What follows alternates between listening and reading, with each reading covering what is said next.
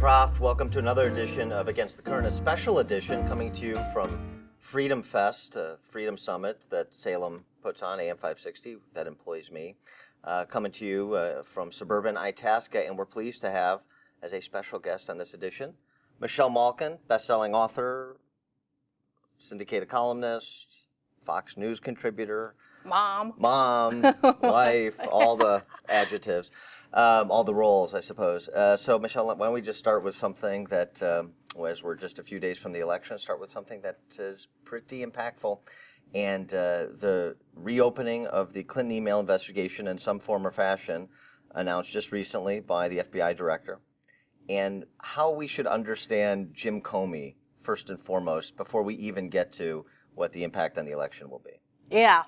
Well, I think for most government bureaucrats, whatever agency they work in, whatever capacity they're serving the government in, it is a tried and true motto that the number one job for any of these guys is to CYA. Yeah. And people know what that means. Right. And I think the bad taste that's been left in the mouths of so many rank and file FBI agents about how he handled the first original so-called investigation must be hanging over his head. Is this a chance for him to redeem himself? Who knows? But I think at the very least it shows that he didn't do a thorough enough job there. If all of a sudden in this ancillary probe of probe and Anthony Weiner are just Weiner. These are words you do not want to put together. See how many Weiner jokes we can pack into the next few minutes. Yeah, well, we got to try and keep it as clean as possible, which is hard to do with anything related to Clinton and Weiner.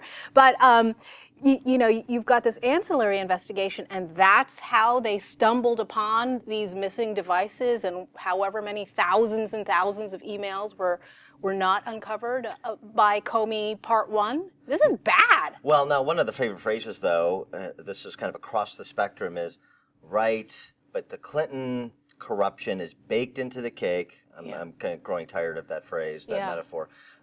People have already calculated that in terms of their vote, and so even this shroud of controversy, even the possibility of a post-election indictment, it doesn't move people because they already know that about the Clintons. Yeah, as Peggy Noonan said at the outset of the cycle, yeah, the Clintons rob banks and then they get away with it. We know that. Well, I think there definitely is something to that among your unmovables. Right. That will always be a truism. But I think that to the extent that Team Hillary and Team Hillary subprime, the media, right, have been able to move away from that narrative. It has not helped Trump at all, because I think among the many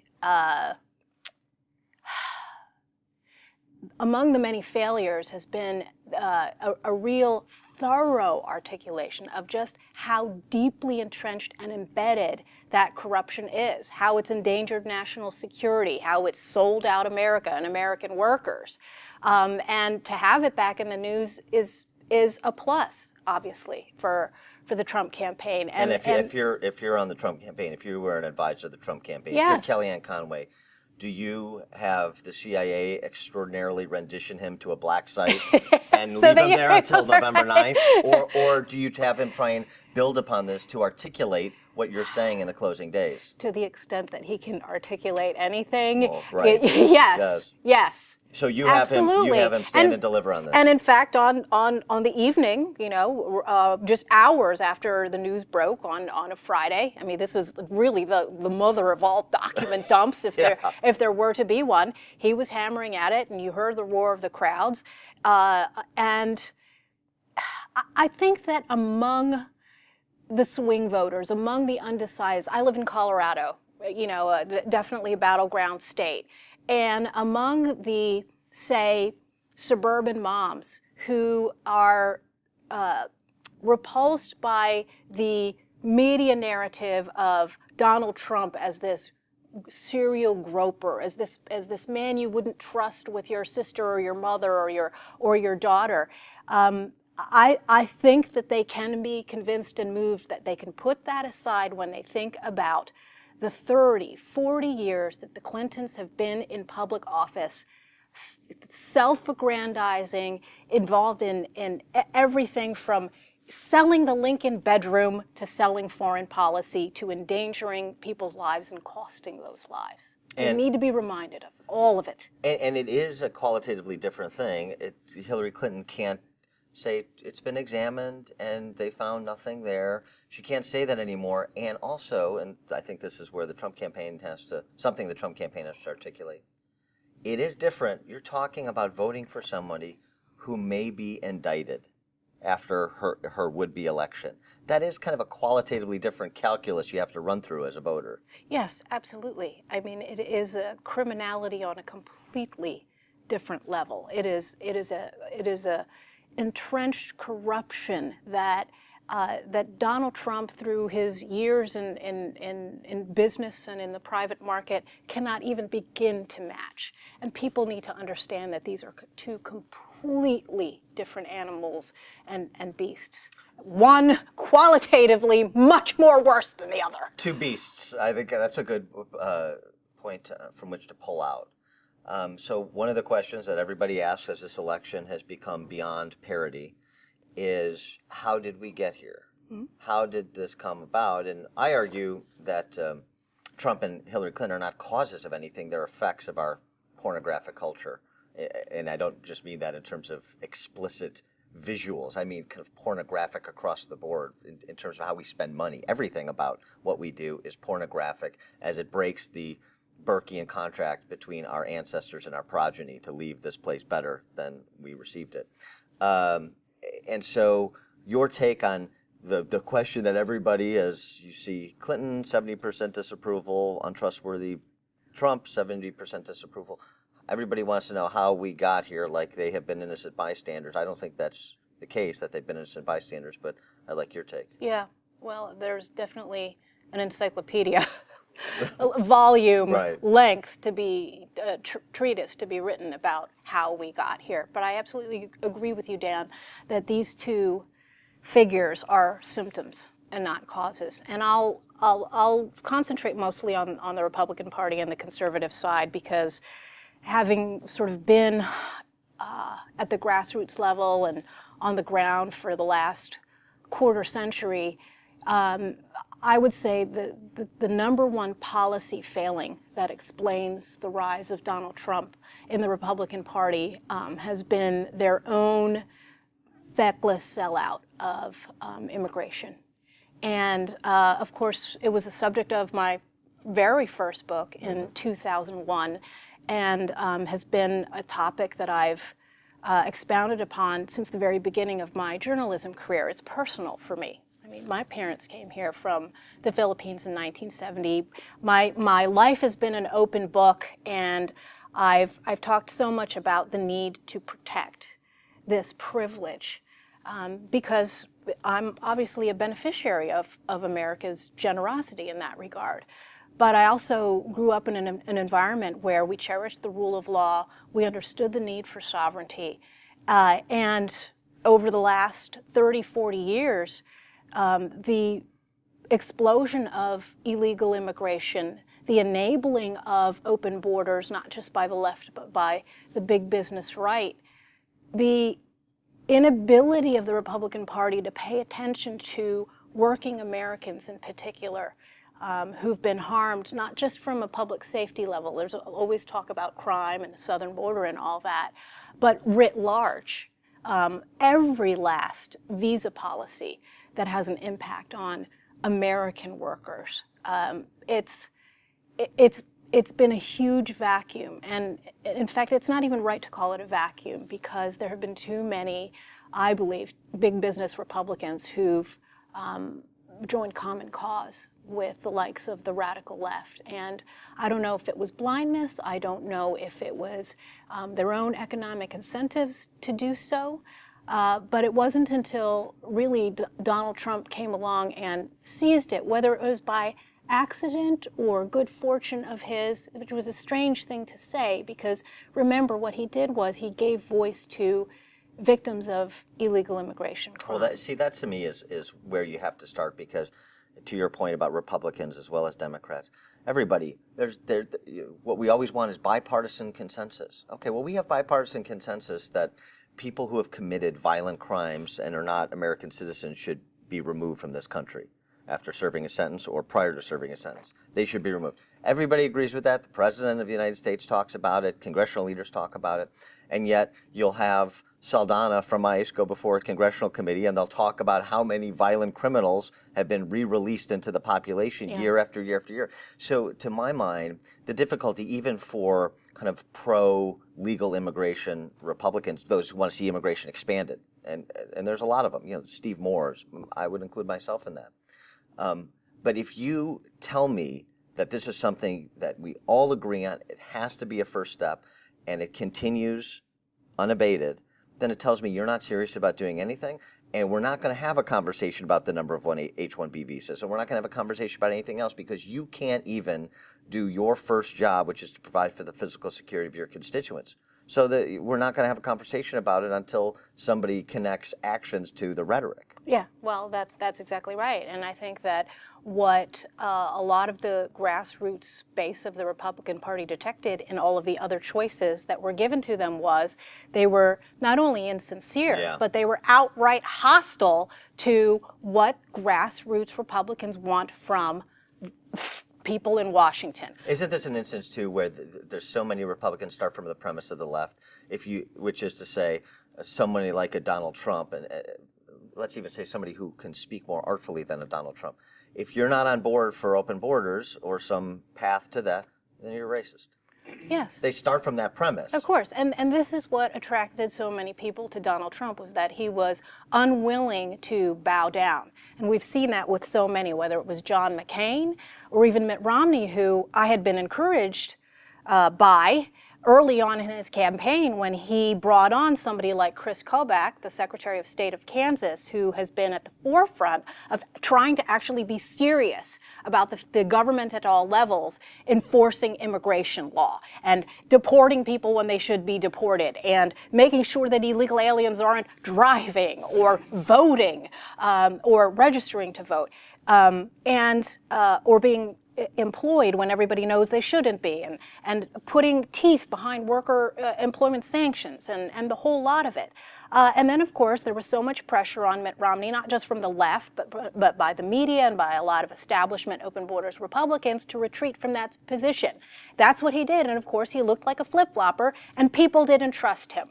And for whatever flaws and warts and shortcomings Donald Trump has, people do trust him on this. Now, there are a lot of, intellectual conservatives who think that his promise to build a wall is as empty as many other promises that he has given. But the fact is that people would rather take a gamble with this man than go with the same types of Jeb Bush, John Kasich, the same type of people who will openly deride American citizens who want secure borders. Yeah, I mean, the whole kind of, he may break his campaign promise. Boy, that's never happened in the history of American politics. Somebody runs for office and they don't do everything they said they were going to do, even if they try, honestly, to do that. It's been a weird thing with some of the Never Trump intellectuals for me, because on the one hand, they argue that he's being held to a much lower standard than we should hold candidates. On the other hand, they're applying a much higher standard than they would apply to a Mitt Romney or any other candidate with respect to things like building a wall, and is that a promise that he can't keep, and so forth, and making that the determining factor in saying, well, we're going to sit this one out. Yeah. I'll tell you what, there are things that give me pause, obviously, about how serious he will be with some of the things that he has promised. But he has persuaded a lot of people that I do trust. And I can envision somebody like Chris Kobach, who's on his team, and Stephen Miller, who worked for Jeff Sessions, who has been very influential, and you can hear it you can hear that influence, for example, in Donald Trump's acceptance speech and on the campaign trail and the kind of people that they've surrounded themselves with and the people that they champion. And I have to say that it moves me when I see some of the families of victims of illegal immigration crime that I've been reporting on for the last 20 years, not only not be ignored by the likes of the RNC or the party, but actually to be on stage. Be presented. This isn't a statistic. Yes, and this is the kind of thing, of course, that the left is very good at, the storytelling and getting people to understand the human impact of policy consequences. Right. And so even if Donald Trump doesn't understand that the way that National Review, my friends at National Review might understand, he has the right instincts, and that matters. Yeah, and I'll tell you what, I mean, if we go back and think about his prepared speeches that framed weeks of the campaign, one after the other, kind of after the 2 weeks post-convention and up until the Billy Bush tape, those were obviously not written by him, but those were well-crafted speeches that were right in the sweet spot for conservatives and for kind of small c conservative governance.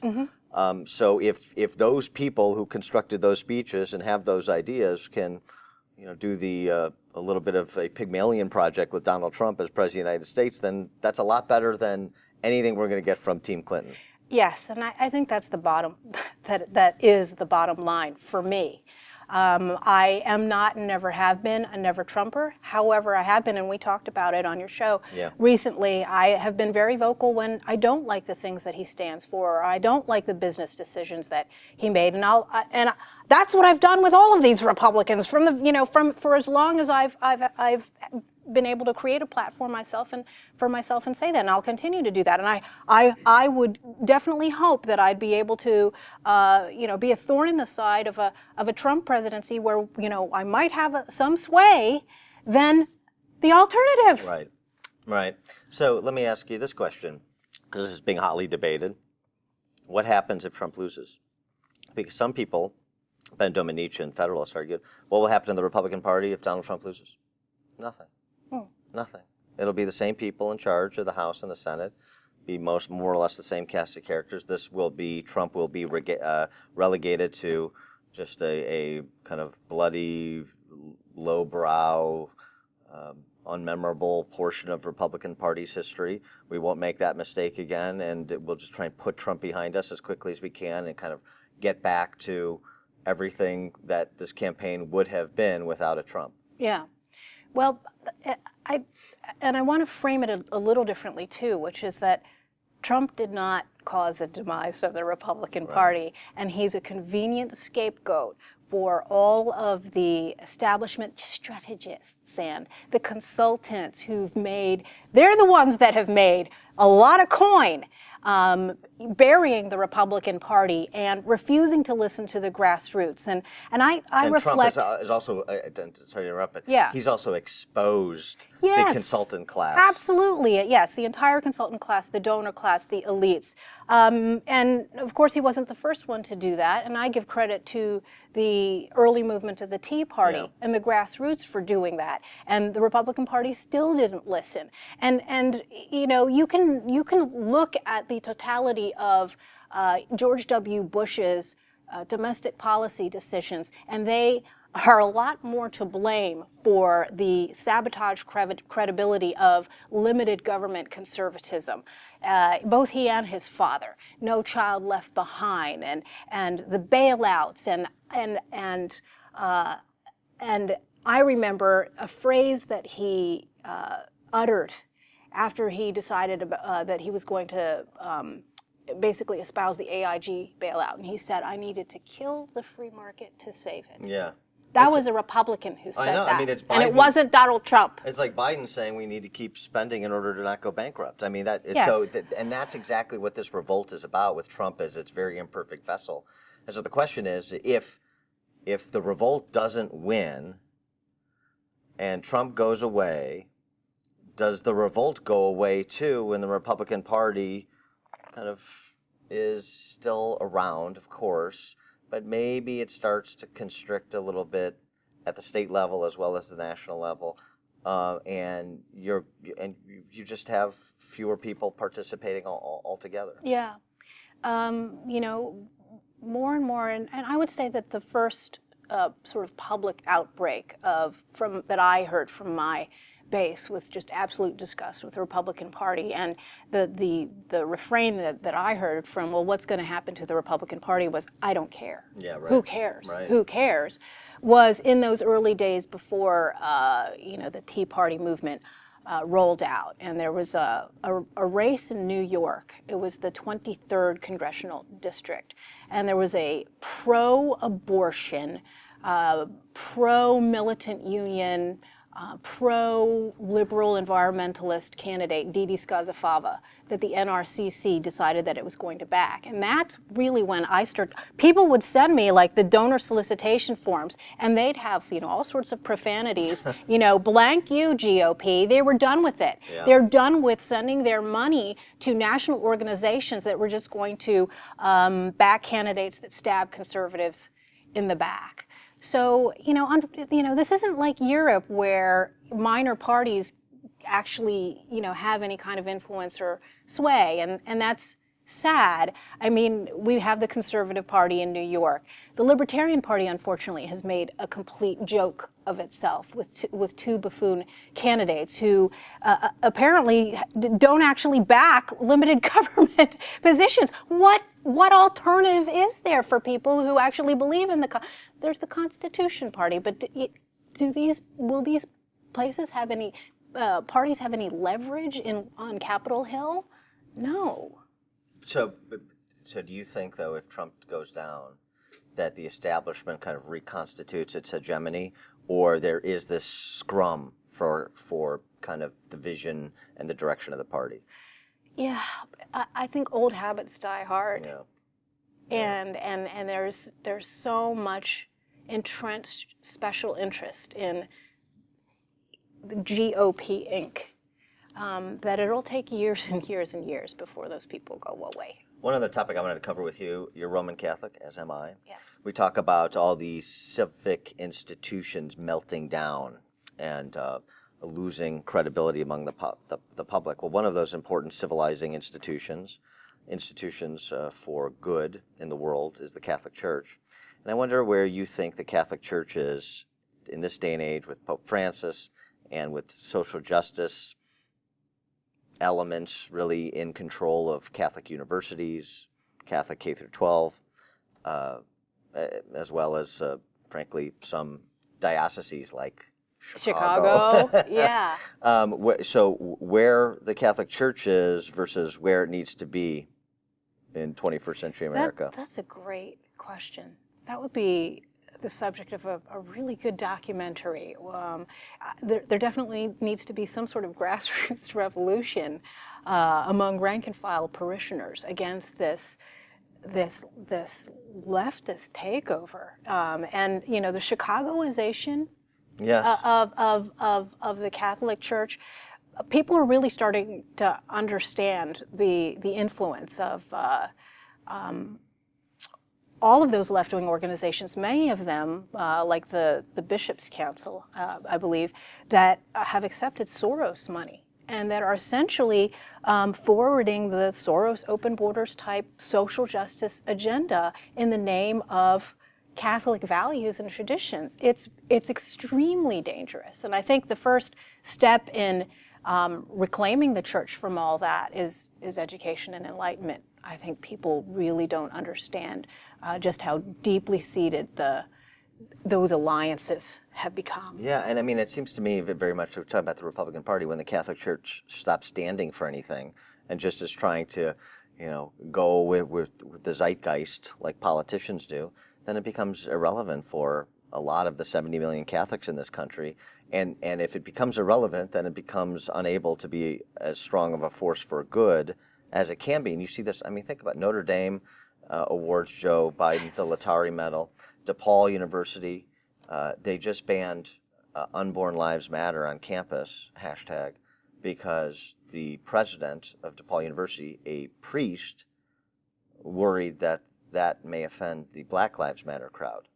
It's, these are sort of elite universities, right? So in terms of kind of the education and enlightenment, it seems to me we're moving into the dark ages in some of these Catholic institutions. Yeah, that's a really great point. And then of course it goes even lower on the school scale, because you see these are highly visible culture battles at the university level. But over the last several years that I've been covering the spread of Common Core, I've been hearing a lot, especially from parents who sent their kids to Catholic schools thinking that these would be sanctuaries from all that kind of craziness. And in a lot of cases, these elite Catholic schools have been at the forefront of adopting the radical curriculum of Common Core and basically selling out because there's a lot of money. It is a huge boondoggle for a lot of these Catholic schools. And so where do you go? I mean, a lot of these Catholic parents are ending up homeschooling. And then you think of life under a Hillary Clinton regime. I mean, this is Mrs. It Takes a Village collectivist. Soon there's not going to be many safe spaces for Catholic families or any families that are seeking autonomy over their own children. We're all going to have to homeschool and be members of the Constitution Party. Yeah, that's where this right. is trending. And find bunkers, okay? She is Michelle Malkin, best-selling author, syndicated columnist, michellemalkin.com for her productive musings on a routine basis. Michelle Malkin, thanks so much for joining us on Against the Current. Appreciate it. Thanks, Dan.